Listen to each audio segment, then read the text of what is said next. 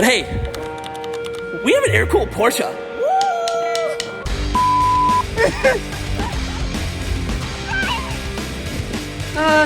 Yeah, that's me.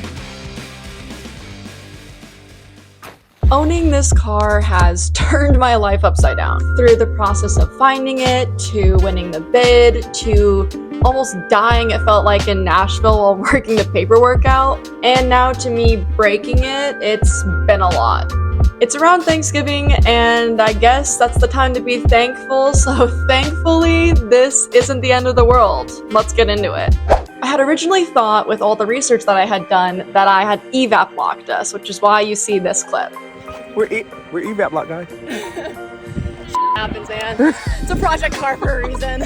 For those who don't know what that means, here's what it means. An evap lock on a Porsche 911.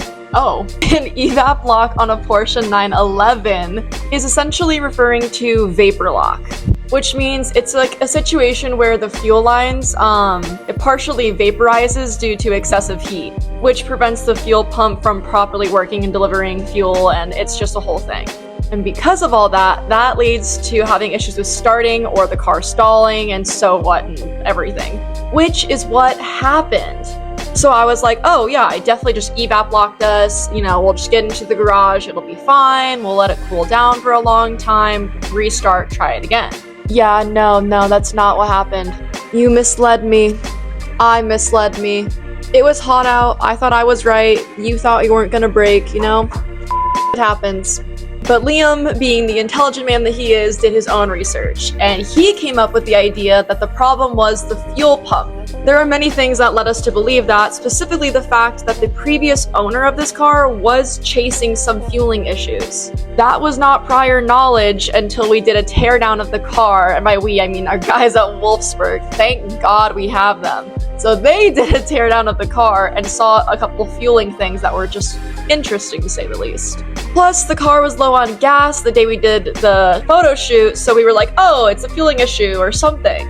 And because of those conclusions that we both separately made, we were like, screw it, let's do it, let's figure it out, what the problem is, you know, we'll handle it, it's fine. So the car got loaded on to a tow truck and sent to Wolfsburg.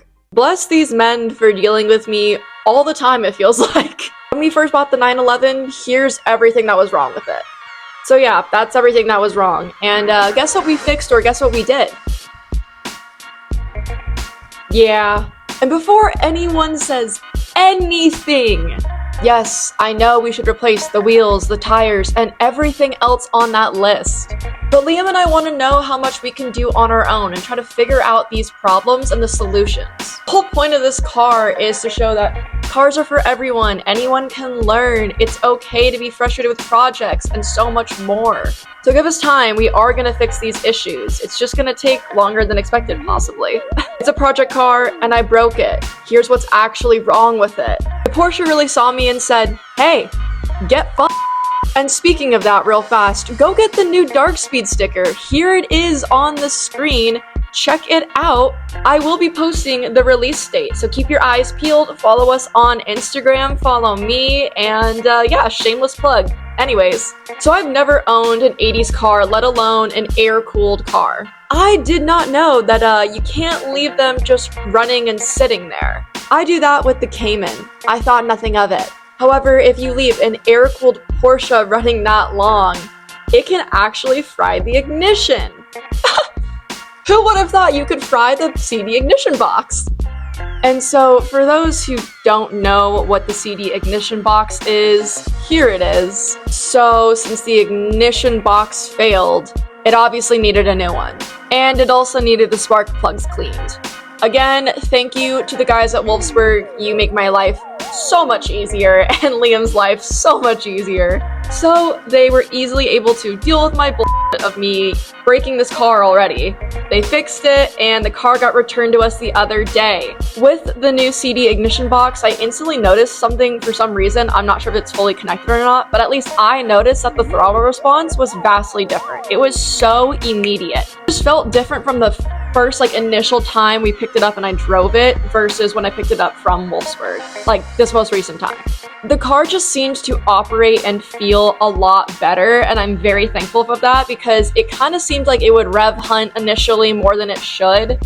And when I started it up recently, it didn't do that. Oh, and for those who are wondering, the ignition box we got is the Permatune one. That was a necessary upgrade. So let's take a look in the engine bay of what's going on.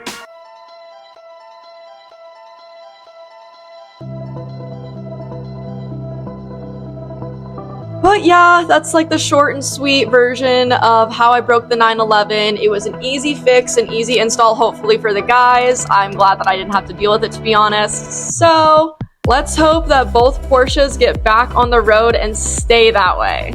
Hope you guys enjoyed this video.